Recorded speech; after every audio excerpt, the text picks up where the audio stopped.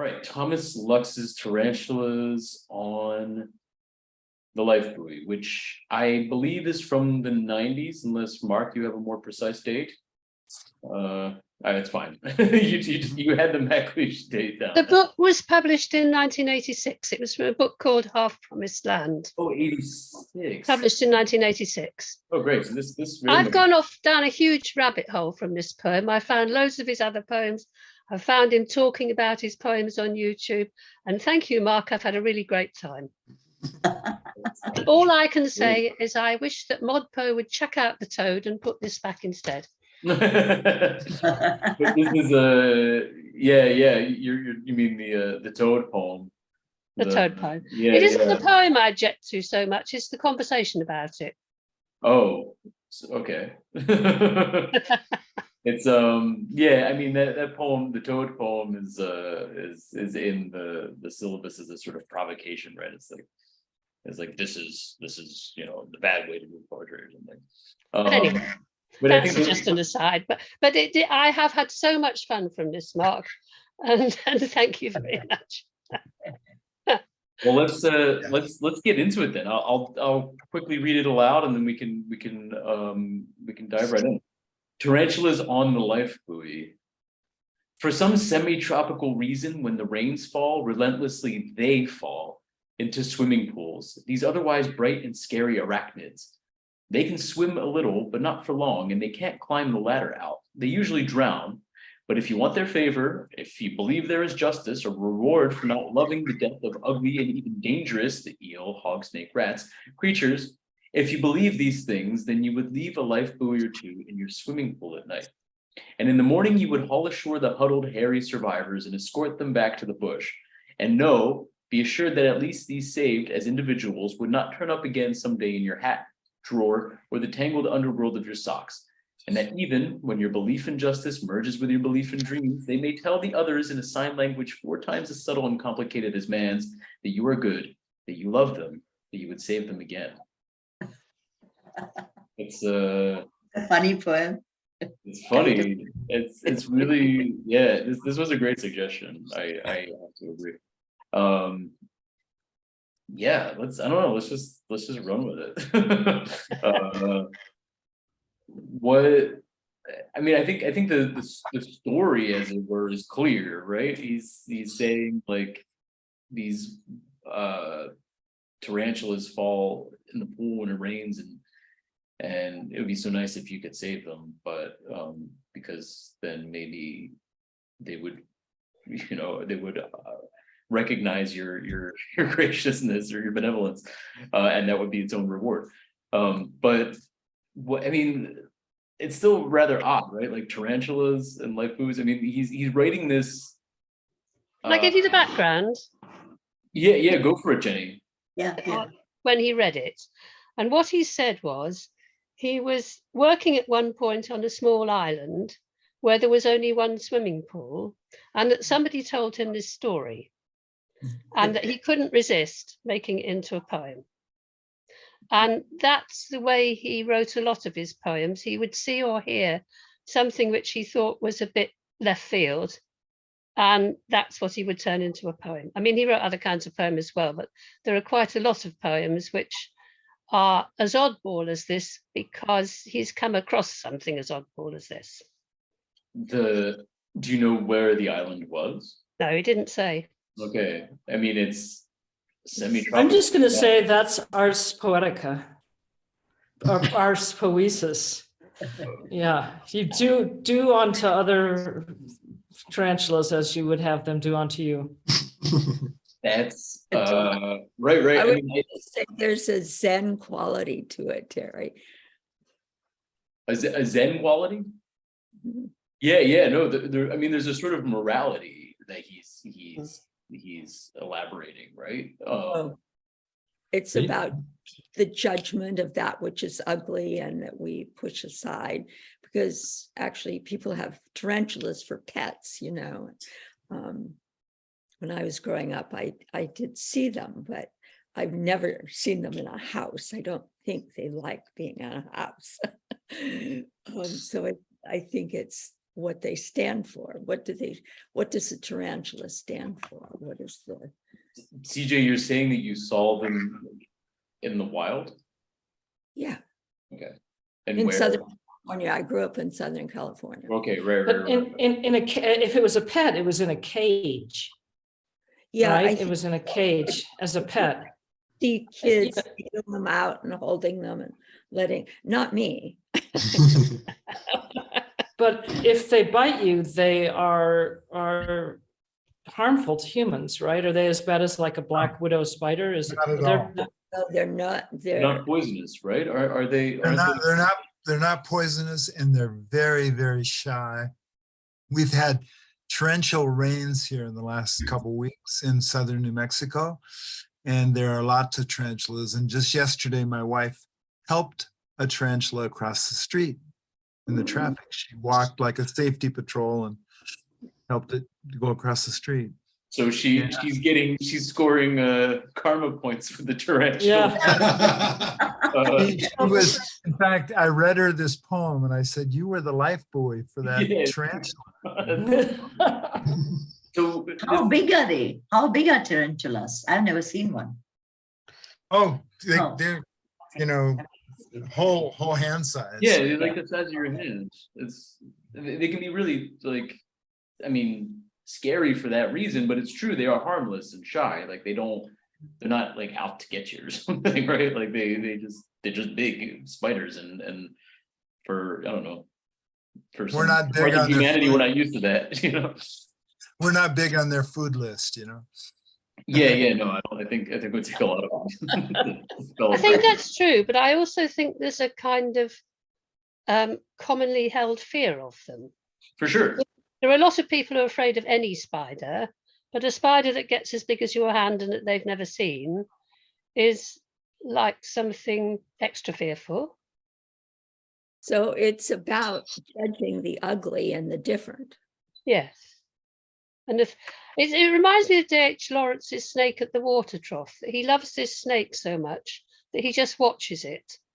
But the culture that he's in is saying you should always kill them if you see them because they're poisonous snakes. But he can't because it's so beautiful. Exactly. Snakes are beautiful. More beautiful than tarantulas. Well, for Lux, they're all the same, right? I mean, you mentioned Yes. the hog snake, the eel, these other serpentine creatures, rats, you know, the classic, you know, the vermin par excellence. Even rats are, you know, if you believe these things, if you believe that they deserve to live or shouldn't just be wantonly killed, then, you know, there's this whole world of things that humanity is so ready to eradicate or is fearful of, perhaps like, you know, unduly. I mean, especially I would say in the West and the global North, like big insects are just something we're not really used to. Like it's just. Did you guys struggle with that? It's like a triple, quadruple, quintuple negative, a reward. Do you believe there is just as a reward for not loving the death of the ugly and even dangerous creatures? I mean, I can't unpack that. Too many negatives for me to know what you stand for. Yeah, thanks for calling our attention to that, Kurt. Maybe we should parse this out a little bit. This middle of the poem. They usually drown, but if you want their favor, if you believe there is justice, that is to say, a reward for not loving the death of ugly and even dangerous creatures, if you believe these aforementioned things, then you would leave a life buoy or two in your swimming pool at night. There's a lot of ifs. Yeah. A lot being predicated, or this idea of leaving the life buoys in your pool is predicated on a lot of rather slippery conditions. If you want their favor, which I find very strange, and not nearly as easy to grasp as something like, if you believe there's no reward, if you believe there's a reward for not loving the death of ugly and even dangerous creatures, that I get a little bit more. But if you want their favor,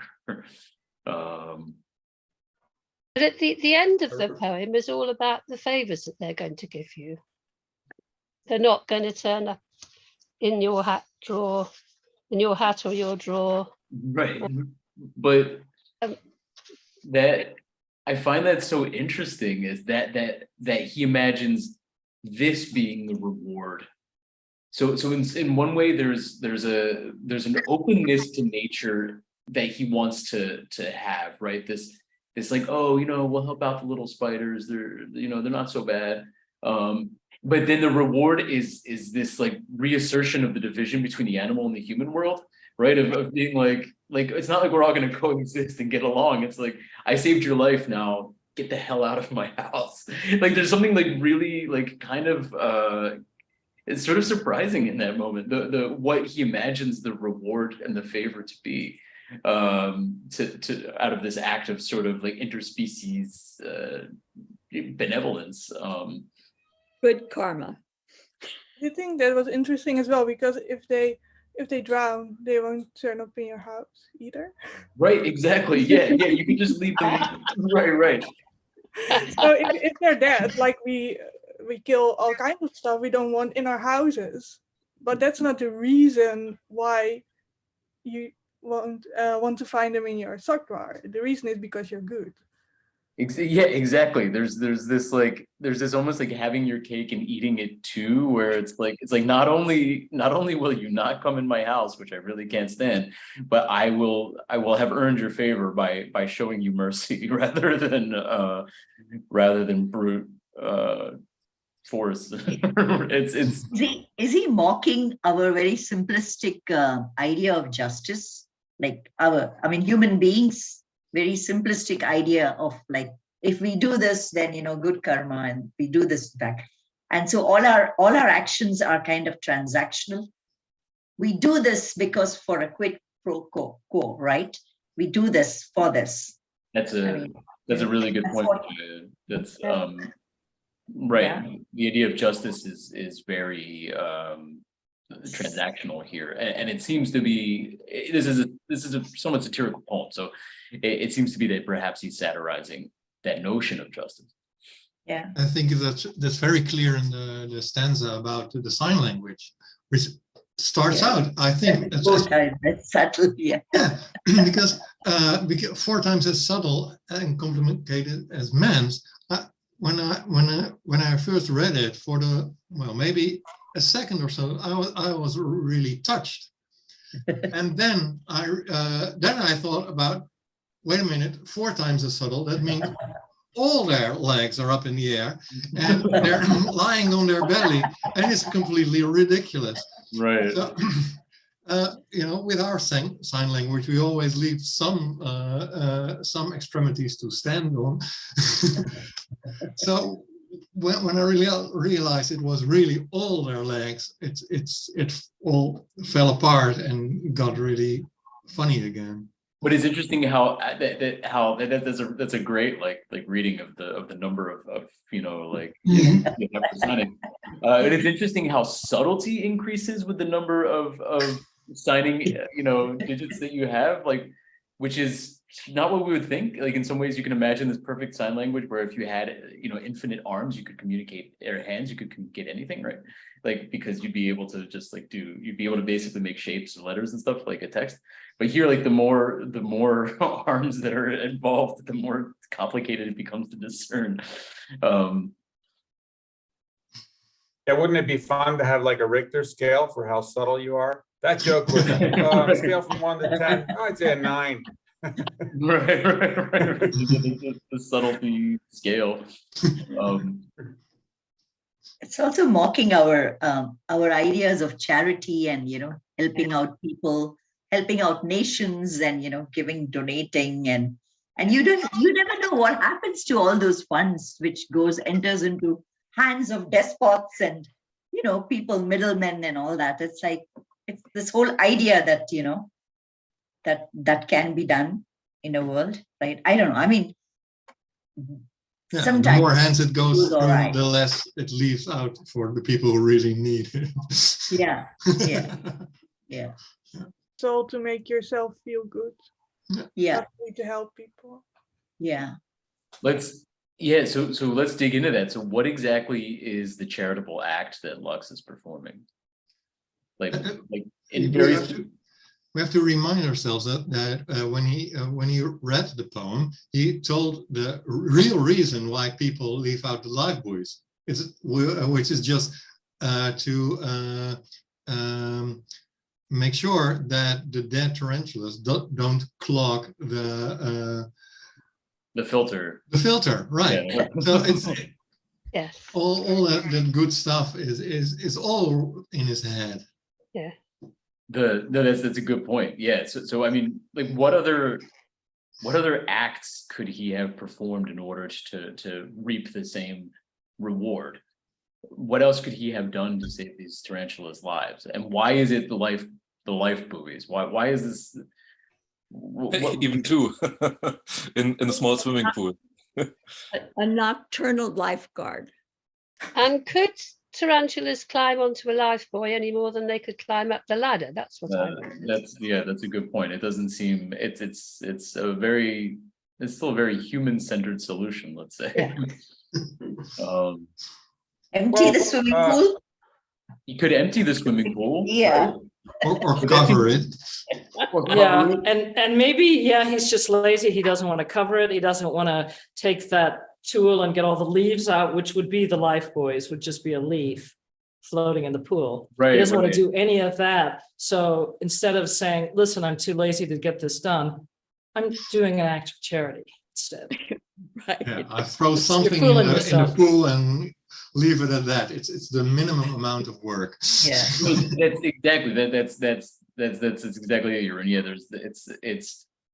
it's a sort of bare minimum that he's imagining you could do, and it doesn't involve like much inconvenience to him, and it certainly doesn't involve draining or covering the pool, which would be not only a lot of work, but would mean that he couldn't then use the pool the next day. Nor is it, having, staying up all night with the skimmers so you can pull them off the top when they do plop in. It's about like leaving something out there so they can kind of figure it out on their own, and also get out of your pool and get out of your home, get off your property, basically. And it's good for us to remember that it's not his pool. His narrator in the poem is not him, because his poem is about a story he's been told. Sure. I like that because it gives him much more flexibility. Yeah. He's adopting a persona. And So where he can wind us up much more than if it was his pool, I think. yeah.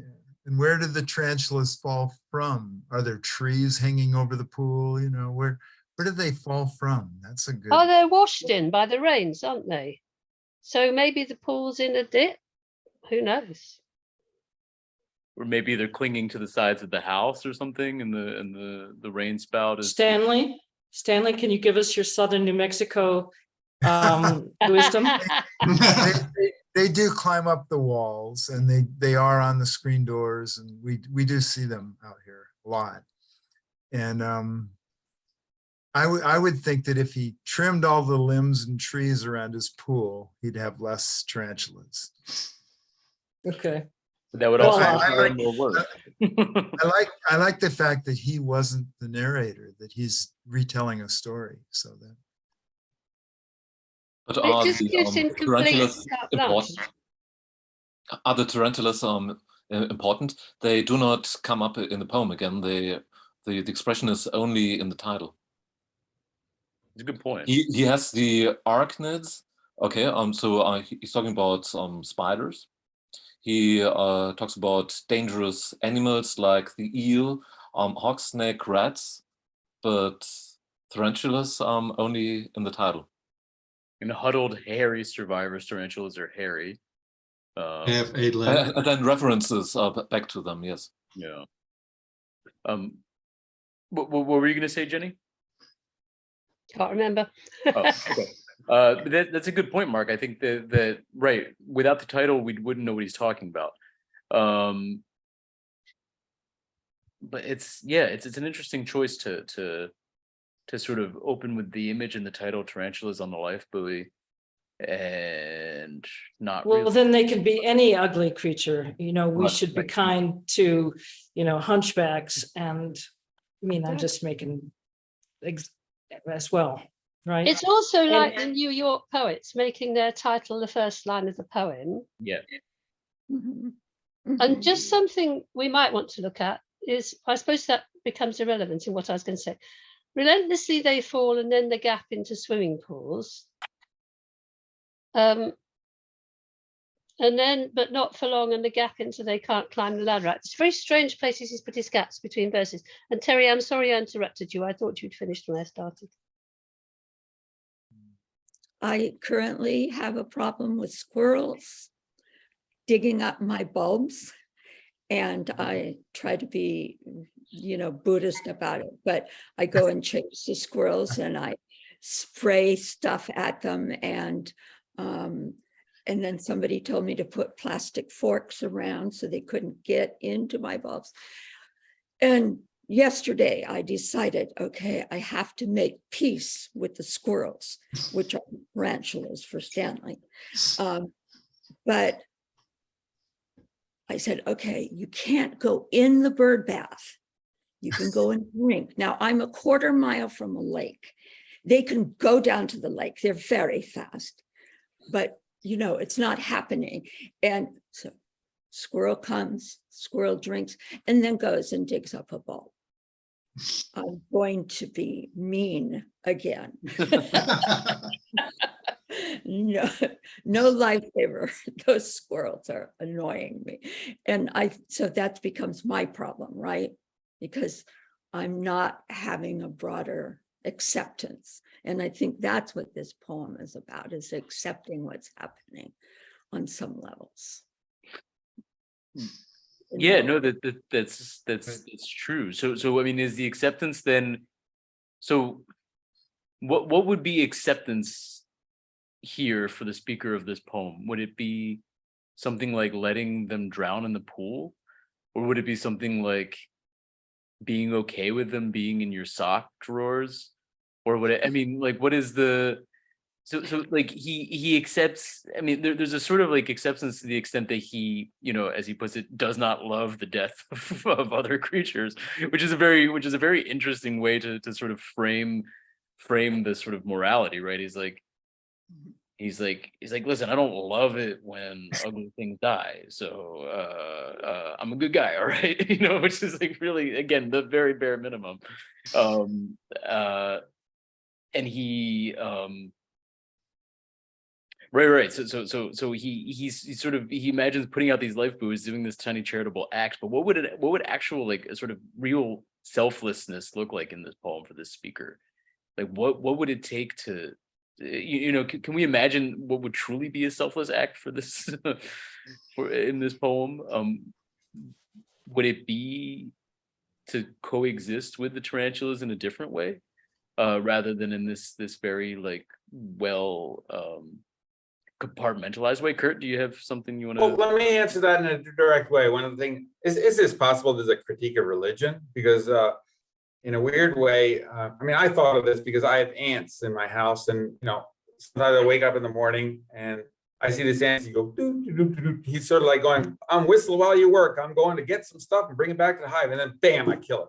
It's like this thunderbolt from the sky. I've judged it. You don't deserve to live. So I'm playing God, and so here, a little bit at the end, when you say that you're good, that you love them, that you would save them again, that sounds a lot like a Christian God, doesn't it? Sure. And to answer your question, what is the solution? It may be that in religion there is no real solution. There is good and evil, and we say God is good, but evil still persists. So maybe that is an indirect way of answering your question, Max. What is this? What is the solution? Yeah, that's a really good point, Kurt. And you're actually making me think of the other sorts of allusions to Judeo-Christian religion. I mean, the fall at the beginning, it's repeated twice. When the rains fall relentlessly, they fall. There's this sort of fall from grace, I suppose, and in the very first stanza, that sort of at the end we have the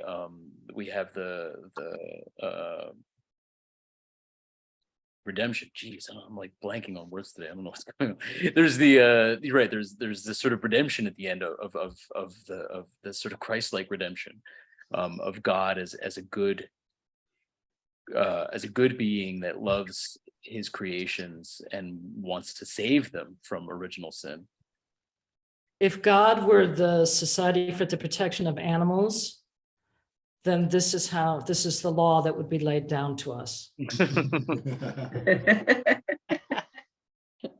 And you all are on the right track. I once met Thomas Lux in Saarbrücken here in Germany, and I think I was talking about this poem, and then afterwards he asked me, didn't you notice it's a religious poem? We are in the American South. It's semi-tropical, everybody has a swimming pool, and it is about saving people. The Lifebuoy, you know that the phrase sent him a lifeline. That is what he tried to use, but it didn't really fit. It is judging and helping people to convert them. Yeah, I see that, because you may tell the others that you are good and that you love them. But Yeah, but in a it's like the religion, the preaching thing. And in a sign language 4 times as subtle.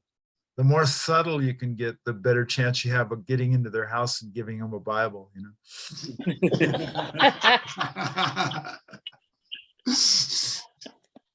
Did I mention that? We're talking about the American South, or it's said in the American South. That is the Bible Belt. It's the most religious part of the US. Yeah. So it's this. So the island that he's working on, that Jenny referenced, is somewhere in the South, Mark. Somewhere in the US, the American South, where there are tarantulas, and presumably in the Bible Belt South. So, like, you know, Louisiana east. That the island might not be what he's writing the poem about. The island. The story on the island was where he got the idea. Oh, right. One of the things that he said, because I listened to an interview with him as well, and one of the things he said was how long it took him to write a poem. You know, that some people dash them off, but he's usually doing at least 10 revisions to a poem until he gets what he wants. And he often is working from these ideas that he's picked up somewhere. But I'm not clear from what he said or from looking at his poems that what he's actually writing about is necessarily set in the place where he picked up the idea. So the island could be anywhere. The island might be down near Stanley somewhere, for all we know, where there are tarantulas. But the poem could still be about the Bible Belt, as Mark's saying. Sure. I mean, it seems right. Yeah, that if we take it as being in the Bible Belt, it could be somewhere like Louisiana or somewhere like near the Gulf or something. I guess they have tarantulas down there. I actually don't know. Yeah, I didn't know if they were just in any more temperate regions, or maybe more so found in the kind of the deserts of the Southwest. But I have not seen him in northern New Mexico. We have black widows. No tarantulas here. I'm in Santa Fe, which is northern New Mexico, as we like to distinguish ourselves from where Stanley lives. But So there's, you know, like Key West, or Key West is tropical, all those islands off the Keys off of Florida, off the coast of South Carolina. There, you know, it could be, anywhere. And just as easily he could have seen it anywhere. But we know it's tropical, he's saying, where you get a lot of rain and they would drop off from the at least semi-tropical. Oh, that's right. Sorry, semi-tropical.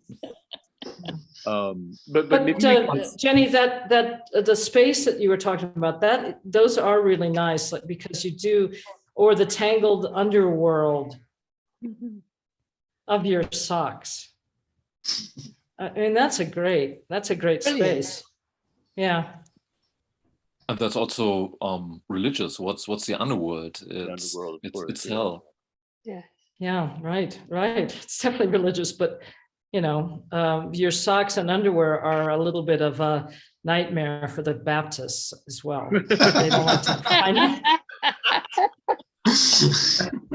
You know, I kind of all of a sudden got the feeling that he was writing about Bermuda, because there's lots of tarantulas in Bermuda. It is an island out in the middle of nowhere, and everybody is concerned about their water and their pools. And so But to note that it's a rich person, the owner of the swimming pool must be rich, because first he has a swimming pool, and then it's a very large one, because he has 2 Lifebuoys in it. That's true. Even It would be relatively if you large. have 1 in it, it's quite a large pool, but here you have even 2. hmm, And on this So- little island, if there's only one pool, it might belong to a hotel. Oh, okay. Right, if he was I working just there, thought of that now, because I mean, it might belong to a rich person, but it might belong to a hotel, because this whole idea of the story of the people living on the island telling this story about the tarantulas falling into the only swimming pool. There's a kind of, for me, there's a kind of, oh, well, serves them right for being rich enough to have a swimming pool that all the spiders fall into. Do you see what I mean? Mhm. It's like the people telling the story are not the people owning the swimming pool for me. But I think Yeah, but he specifically made it your swimming pool. So I think he has taken the story and made it into the people that have responsibility for it. If you create this world where other people, other creatures aren't going to survive, how responsible are you? I like What's your that. responsibility? Is it CJ just saying, good day, squirrel, hello? Or is it, actually taking out the trap, or Right. scooting them on, putting a line of sugar away from your property, Kurt, so that the ants go elsewhere? I don't know. That's a really good point, Terry. It's The idea of having some responsibility for the conditions you create, which is, the idea of creation, of course, brings us back to some of the religious or Christian, Judeo-Christian illusions we were talking about. But I think, there's also just there's even a more specific human critique of people who have, the means to build themselves certain things like swimming pools, which are relatively common in the warm parts of the United States, and not just they don't just always belong to wealthy people. There's like a lot of like middle class homes with swimming pools. So it can be like a broader critique that's not like entirely tied to wealth. But something, yes, it's just like what is the responsibility we have for what we create in nature? If we create places where innocent tarantulas drown all the time, what responsibility do we have to those tarantulas? I mean, what can we do? And the sort of send up, the satire is to sort of imagine somebody who's really just unwilling to let go of that pool. Like, this person's gonna have their pool, so help them God.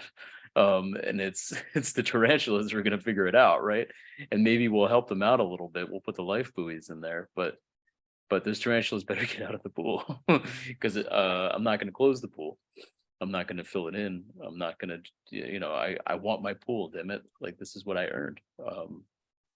Yeah, and it's telling that he says these otherwise bright arachnids. So he thinks they're stupid to fall into the swimming pool. Oh yeah, these otherwise bright. Yeah, that's a great reading. Right. That they're, normally they know what they're doing, but when the rains fall, they they lose it, right? Yeah. So if I save them once, then they should know better the next time. which is exactly the Christian idea, isn't it? We Yeah. save you once and you'll know better next time. That's right. And then in even more cynical, when he says, when your belief in justice merges with your belief in dreams, they can even spread the word. I remember we used to have a soap in America called Lifebuoy, and one of the advertisements was that it floats, and it's a bar of soap, and a tarantula could conceivably get onto that bar of soap and float.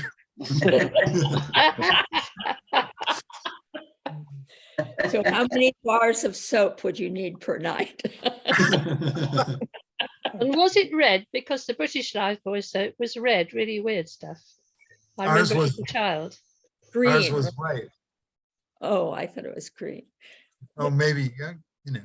I don't think I ever unpacked one. You know. It was a green wrapper. Oh.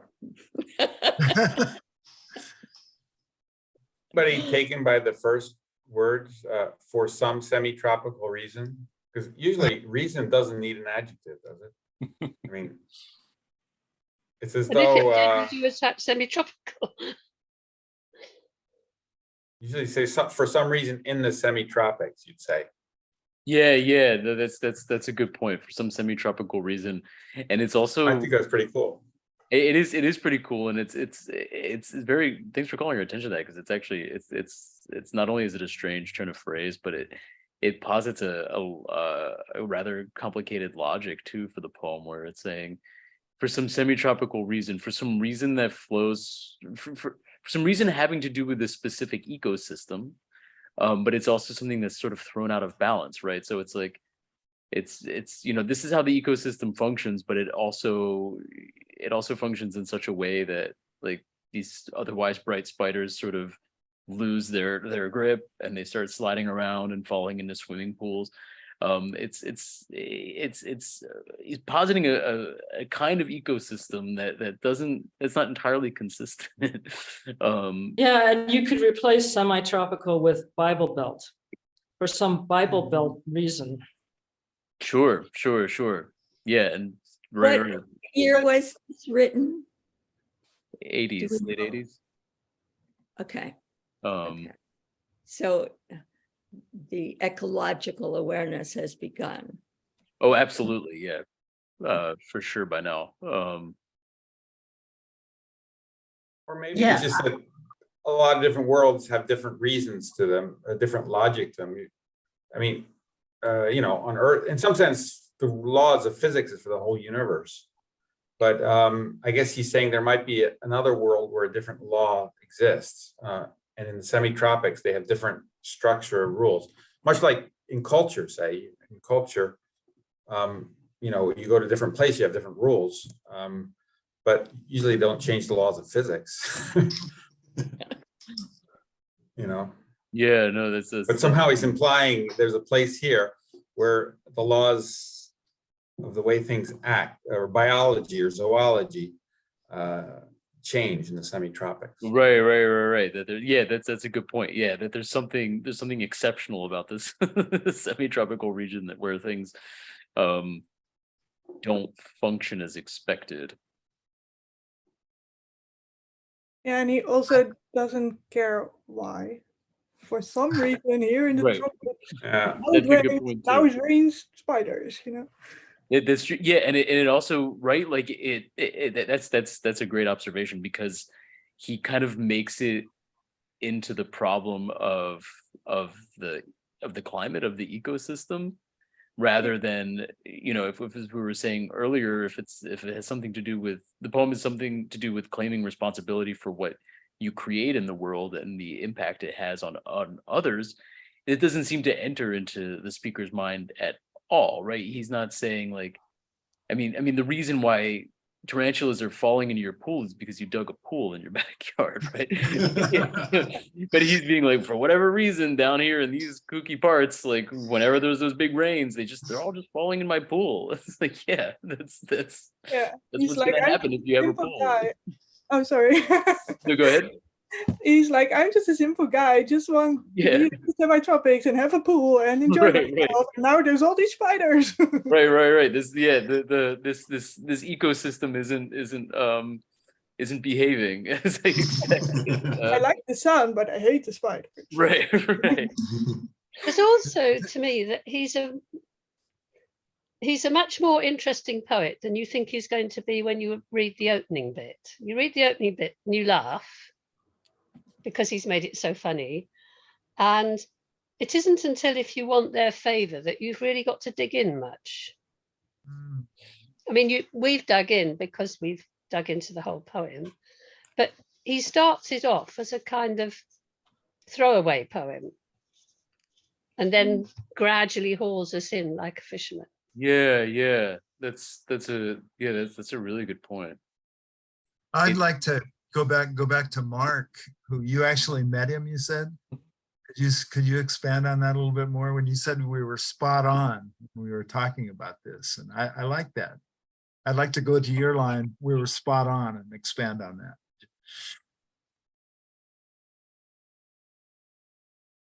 that. What do you expect me to do? I wanted you to expand on your visit with him. Oh, it's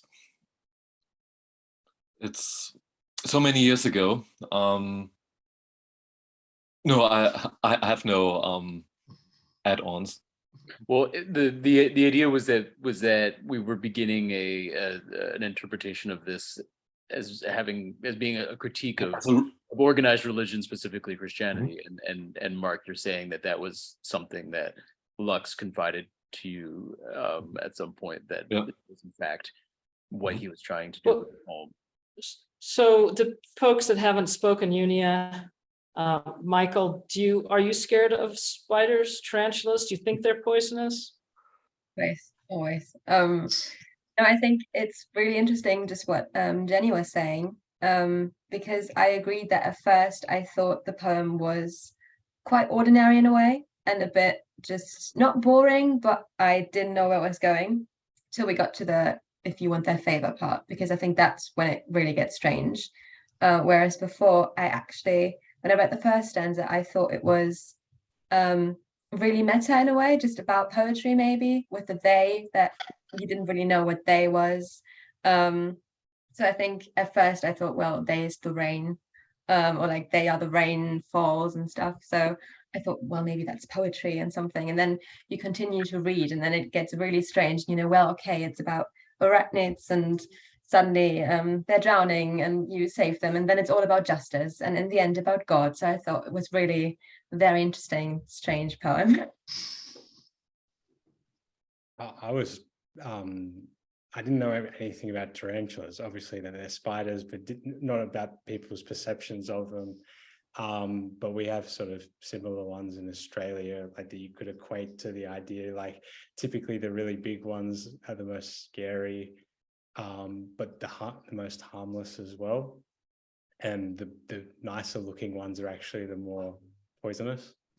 And then I was kind of thrown off then about the hog snakes. I didn't know what hog snakes were, but like trying to connect those to the tarantula as well, I found it a bit difficult.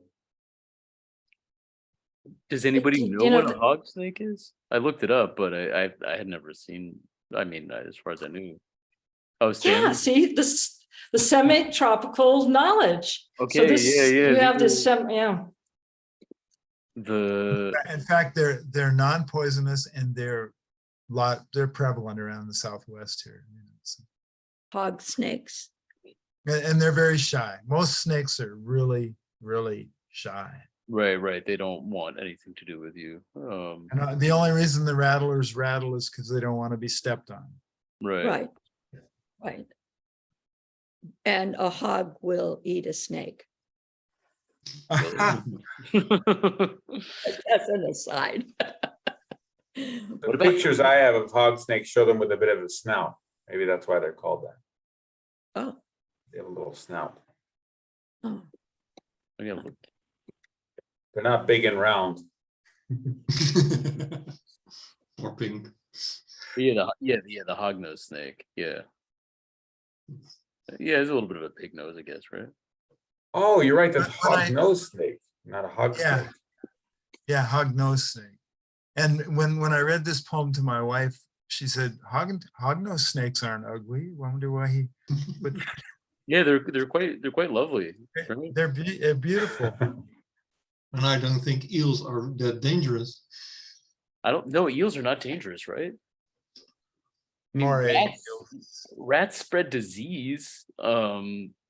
so they threaten people in that way, but they're not like rats aren't conspiring to spread diseases to kill humanity, right? It's like Well, what It's happens. scavengers cleaning up after humans, right? Yeah, So they're doing a service, right, but right. then they carry some diseases they encounter it. I don't know how that happens, but He also says that they are ugly.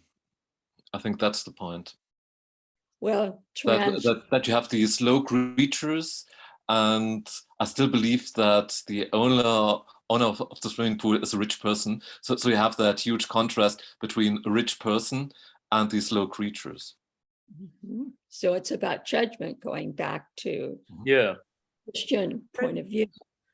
that's a good comparison. Yeah, there's judgment being rendered on these creatures by somebody with more power. Mhm. A sort of uneven relationship. And the rich man can't go to heaven. I think This that's one the probably thinks he will, but Only if it's political. any concluding thoughts on this poem? I think it's such a well crafted satire of very human ideas of justice and benevolence. I mean, perhaps there's a meta poetic angle that we didn't fully explore. I think we started to, maybe it was Terry who got us on that at the very beginning. Something about the kind of grace that the speaker imagines in this poem is maybe some sort of like there's something poetic to it.